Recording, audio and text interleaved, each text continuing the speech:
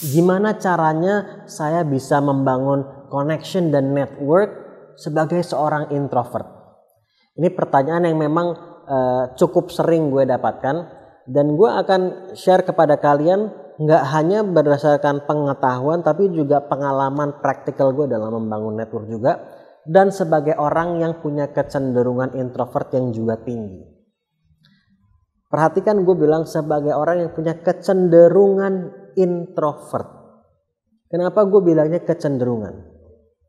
Salah satu kesalahan yang sering orang lakukan adalah mengkategorikan dirinya atau orang lain ke dalam kategori antara dia atau saya itu introvert atau ekstrovert.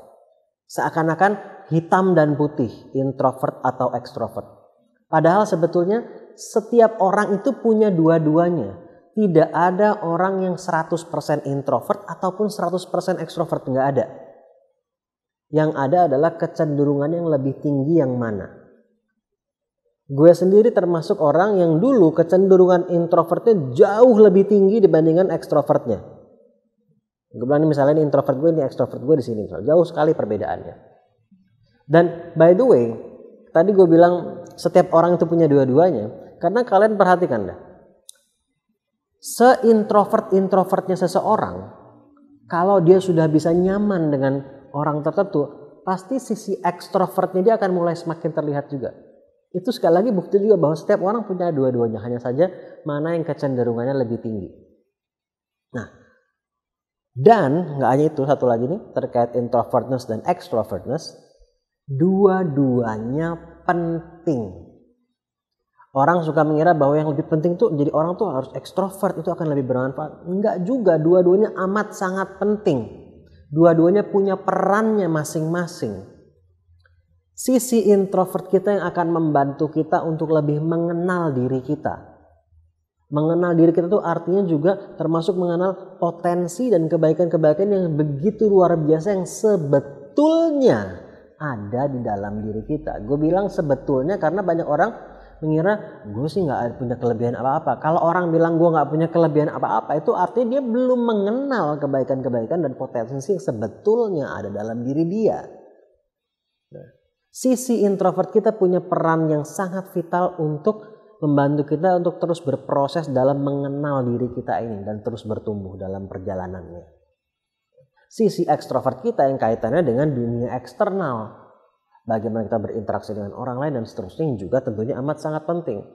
Tapi kalau orang punya sisi ekstrovert yang sangat tinggi tapi tidak mengasah kemampuan introvertnya, sisi introvertnya dia tidak diasah, dia jadi cenderung mungkin jadi orang yang nggak percaya diri, self esteemnya jadi cenderung rendah, tidak mengetahui kemampuannya dia apa, potensi dia apa, itu juga nggak sehat juga, nggak sehat menjalani hidup seperti itu. Jadi dua-dua sekali lagi penting. Dan gue termasuk orang yang dulu punya kecenderungan introvert jauh lebih tinggi seperti tadi gue sampaikan. Nah, tetapi dalam menjalani hidup gue dan gue mengetahui apa tujuan gue dalam untuk menjalani tujuan gue dengan efektif, gue menyadari bahwa gue juga perlu nih mengasah sisi ekstrovert gue. Karena gue perlu banyak berinteraksi dengan orang. Dan by the way, sisi introvert dan ekstrovert, sisi introvert itu jangan disamakan dengan pemalu. Kalau orang yang punya karakter atau kepribadian pemalu itu masih menjadi bagian dari karakternya dia atau masih menjadi bagian dari kepribadiannya dia. Itu sebagai karakter pemalu itu ya, kecenderungannya itu didrive oleh fear. Takut untuk ngomong sama orang. Jadi munculnya seakan-akan malu. Tetapi kalau introvert itu lain, introvert itu pilihan. Memang dia prefer untuk sendiri. Bukan karena dia takut ngomong sama orang. Bukan karena dia gak enak ngomong sama orang. Jadi bedakan antara introvertness dengan pemalu atau takut ngomong sama orang itu lain. Oke? Kalau introvertness itu adalah pilihan.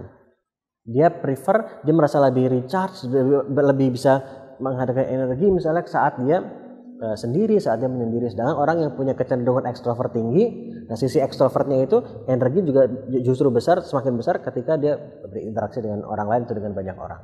Oke? Nah, Kembali ke pertanyaan di awal, ya.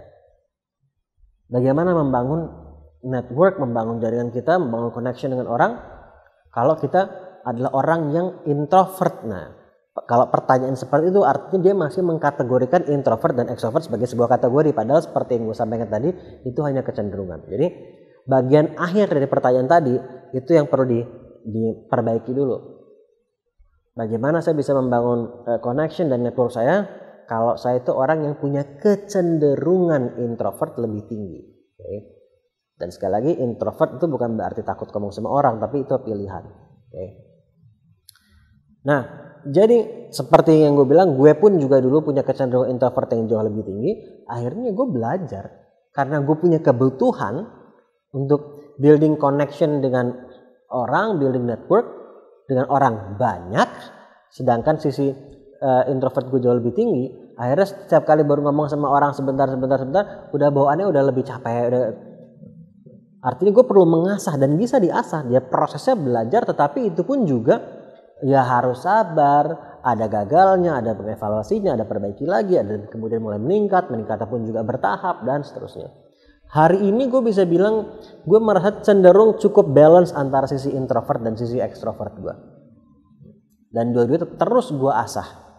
Nah, dalam konteksnya membangun connection dengan seseorang, membangun network. Kenapa tadi gue bilang sisi introvert dan sisi extrovert itu bukan faktor yang paling vital? Ya.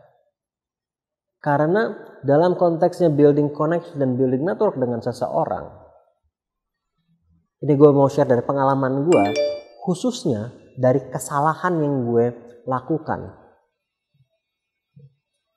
Pembelajaran ini luar biasa buat gue.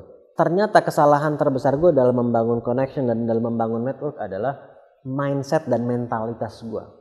Bukan cara atau teknik yang gue gunakan.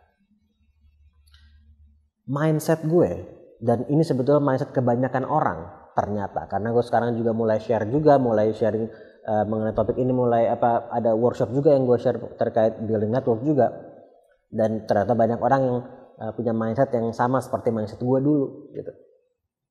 Yaitu mindsetnya adalah what's in it for me, what can I get, apa yang bisa gue dapatkan, manfaat apa yang bisa gue dapatkan kalau gue kenal sama dia, gue punya connection sama dia.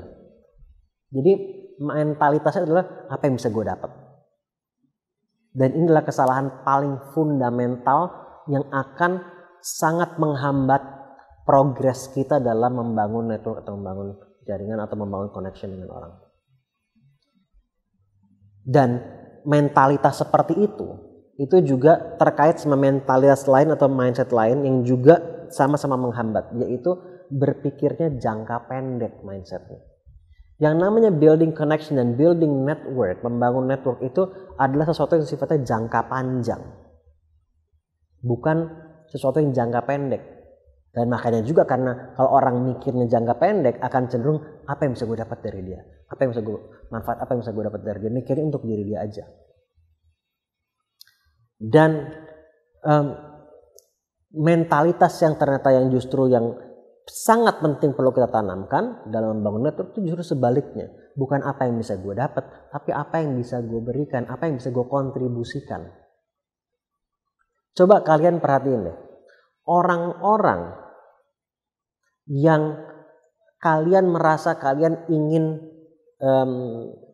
orang-orang yang sudah kalian kenal ya, yang kalian merasa ingin terus punya hubungan baik dengan orang tersebut adalah orang-orang yang kalian merasa mereka juga punya manfaat buat kalian.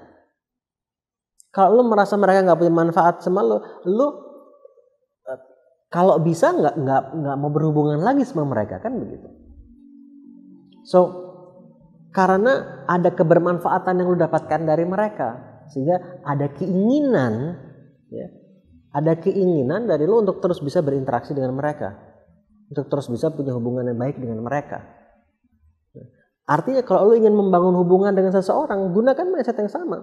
Kalau lu ingin orang itu punya hubungan yang baik dengan lo, maka lu perlu berpikir apa yang bisa gue contribute, apa yang bisa gue kontribusikan ke orang tersebut, bukan apa yang bisa gue dapat. Dan sekali lagi mikirnya ini sesuatu yang sifatnya jangka panjang. Dan perubahan mindset ini dampaknya amat sangat luar biasa terhadap bagaimana gue membangun network gue setelah itu. Dan tidak hanya berdampak terhadap dampaknya sekali lagi atau meningkatnya network gue, tetapi juga awalnya bahkan itu berdampak terhadap bagaimana gue menerapkan atau perubahan-perubahan dalam bagaimana teknik yang gue gunakan dalam berinteraksi, dalam berhubungan dengan orang sekitar gue juga dan dengan orang-orang baru juga. Karena kalau mindsetnya adalah apa yang bisa gue kontribusikan, maka cara gue berinteraksi, cara gue berkomunikasi juga jadi berubah. Dan ini sesuatu yang amat sangat penting juga. Kenapa? Dalam membangun network, ya, dalam membangun connection dengan seseorang, ada sesuatu yang amat sangat penting, perbedaan yang sangat fundamental. Building connection dengan seseorang itu terjadi pertukaran antara kita dan dia. Dan pertukarannya itu bukan sekedar pertukaran informasi. Kalau komunikasi itu pertukaran informasi yang terjadi. Saya berkomunikasi dengan Anda, terjadi pertukaran informasi. Saya adalah ahli, pekerjaan saya adalah ini dan seterusnya. Terus dia berkomunikasi juga kepada saya, lu berkomunikasi juga kepada gue. Lu bercerita tentang diri lu, itu terjadi pertukaran informasi namanya. Ketika seseorang berkomunikasi. Tapi ketika seseorang itu creating connection, selain terjadi pertukaran informasi, juga terjadi pertukaran emotion, pertukaran rasa. Dan kalau kita dalam konteks ingin membangun connection, maka pertukaran rasa yang terjadi itu perlu pertukaran rasa yang positif. Kalau pertukaran rasa yang terjadi itu negatif, maka yang itu disebut nggak connect atau nggak deh, kayak nggak cocok sama orang itu gitu. Meskipun mungkin apa yang disampaikan bisa aja logis, tapi kok rasanya nggak pas ya. Something is off, ada yang nggak pas sama orang ini tuh. Atau gue nggak 100% percaya meskipun omongannya logis. Kenapa? Karena bisa jadi dia di mulutnya ngomongnya manis gitu ya, untuk ingin membantu kita, tapi kalau di kepalanya tuh ada rencana lain, ada hidden agenda gitu ya. Jangan dipikir lawan bicara kita tuh nggak bisa menangkap itu. Karena mungkin di otak sadarnya tidak menangkap, tapi di otak bawah sadarnya bisa mengabsorb, bisa menyerap energi dari apa yang ada di balik pikiran kita sebetulnya. Karena yang namanya berpikir itu adalah sebuah aktivitas juga, tapi nggak kelihatan aja oleh mata. Makanya orang kalau suruh mikir terus kan capek, karena berpikir adalah sebuah activity. Ketika kamu bicara A, tapi kamu juga di pikiran kamu juga punya, nanti mudah-mudahan dia bisa bantu gue begini, mudah-mudahan dia bisa, gue pengen nanti dia bisa bantu gue ini, itu, dan seterusnya. Ketika kalian memikirkan itu, meskipun tidak secara verbal kalian sampaikan, apa yang kalian pikirkan itu juga diproyeksikan, ada energi yang terproyeksikan juga. Dan otak bawah sadar atau lawan bicara kita tuh bisa menyerap energi itu, sehingga dia mulai merasa ada sesuatu yang nggak pas. Ketika kita merasa kok ada yang nggak pas sama orang ini, kayak gue nggak, ya logis tapi nggak deh gitu. Kayak orang menjual sesuatu ke kita gitu misalnya, ya dia omongin logis tapi nggak deh, makasih gitu. Karena kita menyerap energi yang berbeda antara apa yang dia sampaikan dengan energi yang dia proyeksikan. Terus sekali lagi perlu terjadi pertukaran energi yang positif, bukan hanya sekedar pertukaran informasi. Oke? Nah, jadi mindsetnya sekali lagi adalah what can I contribute? Apa yang bisa gue kontribusikan? Dan untuk lo bisa berkontribusi dengan relevan, ya, maka lo perlu mengetahui apa saja mungkin tantangan yang sedang dia hadapi atau apa saja mungkin aspirasi dia. Nah, untuk bisa mengetahui itu, bisa mengidentifikasinya apa aspirasi atau tantangan yang sedang dihadapi mungkin. Caranya gimana? Ya kita perlu bertanya dan menyimak, mendengar dan menyimak. Salah satu tanda bahwa proses lu membangun connection tuh nggak efektif, terutama di awal-awal ya. Kalau udah kenal dekat lain pasti cerita, tapi kalau baru kenal gitu, itu adalah kalau dalam proses berinteraksinya itu, lu yang lebih banyak ngomong ketimbang dia. Kalau lu yang lebih banyak ngomong, it's not good, kecuali dia nanya. Kecuali kalau dia nanya, tentunya beda. Tapi kalau kita di awal mau membangun connection dengan seseorang, kita yang perlu lebih banyak mendengar dan menyimak. Ya, bertanya kemudian mendengar dan menyimak, kecuali sekali kalau dia yang bertanya kepada kita. Agar kita bisa mengetahui bagaimana gue bisa berkontribusi ke dia. Dan apa yang bisa gue kontribusikan ke dia? Minimal ada 4 hal. Pertama, kita bisa mengkontribusikan paling tidak adalah waktu kita untuk mendengar dan menyimak apa yang dia sampaikan. Terkadang orang tuh nggak kepengen dikasih solusi, nggak kepengen dikasih nasihat, cuma pengen didengar. So itu pun juga adalah sebuah bentuk kontribusi yang juga nggak kecil sebetulnya. Jangan disepelekan juga. Itu yang pertama. Kedua, kita bisa kontribusi juga dalam bentuk kayak tadi. Nasihat juga bisa, atau share pengalaman, share pengetahuan gitu. Atau kita bisa kontribusi dalam bentuk material, misalnya bisa juga infrastruktur atau apa, kalau misalnya memang itu memungkinkan tentunya. Atau kita juga bisa berkontribusi dalam bentuk apa? Dalam bentuk mengkontribusikan kenalan kita. Jika kita ada, mungkin kita nggak punya pengetahuan atau pengalaman yang bisa membantu dia misalnya. Untuk kita juga nggak punya uang, nggak punya infrastruktur. Tapi mungkin kita punya kenal seseorang yang mungkin saja bisa membantu dia, mungkin saja. Itu bisa membantu mengenalkan, membantu menghubungkan tanpa menjanjikan apa-apa, tapi membantu menghubungkan. Itu juga bisa. So at least ada 4 kontribusi dalam bentuk kenalan kita, kontribusi dalam bentuk material juga bisa, kontribusi dalam bentuk pengetahuan kita atau pengalaman kita, knowledge kita dan experience kita, dan paling tidak tadi kontribusi dalam bentuk waktu. Nah, tetapi untuk bisa mengetahui kontribusi yang mana yang akan paling tepat, ya kita perlu mengetahui dulu apa aspirasi dia dan mungkin juga apa tantangan yang sedang dia hadapi. Dan ini juga sangat penting, ketika kita bertanya, menyimak, niatnya memang secara tulus ingin berkontribusi. Ini luar biasa penting nih. Niatnya memang secara tulus ingin berkontribusi, bukan sebagai siasat gitu. Karena sekali lagi, apa yang lo pikirkan di balik layar itu di sini tuh, itu juga akan terproyeksikan energinya. Sehingga ketika kita tidak tulus, akan ada sesuatu yang tidak sinkron yang dia serap gitu. Sekali lagi ini mungkin bukan terjadi di otak sadar, tapi di bawah sadar orang yang menjadi lawan bicara kita. Nah, ini paling tidak, mudah-mudahan apa yang gue sampaikan ini paling tidak men-challenge cara berpikir kalian, men-challenge mindset kalian, karena ketika mengubah ini dampaknya amat sangat luar biasa. Karena dengan mentalitas yang berbeda ini berdampak terhadap bagaimana gue berinteraksi dengan orang. Yang biasanya gue yang kalau dulu nih gue yang ngomong kalau ketemu orang baru, karena gue ingin kenal sama dia, kayaknya dia bisa bantu gue begini, si orang itu bisa bantu gue begitu, mungkin bisa bantu dapetin deal ini dan seterusnya. Akhirnya gue memperkenalkan diri, saya ahli, saya ini, saya kerja di sini, pekerjaan saya gini-gini, prestasi saya begini begitu. Karena supaya saya dianggap penting. Nanti kalau saya dianggap penting, dia mau dengerin saya dan dia akan mau berhubungan dengan saya. It doesn't work kayak gitu, nggak efektif sama sekali. Dan prosesnya juga perlu kita istilahnya kalau gue boleh bilang menurunkan ego kita gitu. Bahwa dalam building connection, building network, it's about others, not just about you. It's about what you can contribute, apa yang bisa kita kontribusikan. Nah, jadi dengan mentalitas seperti itu akhirnya berdampak terhadap bagaimana gue berinteraksi. Tadi gue yang lebih banyak ngomong, jadi gue yang bertanya dan gue yang menyimak.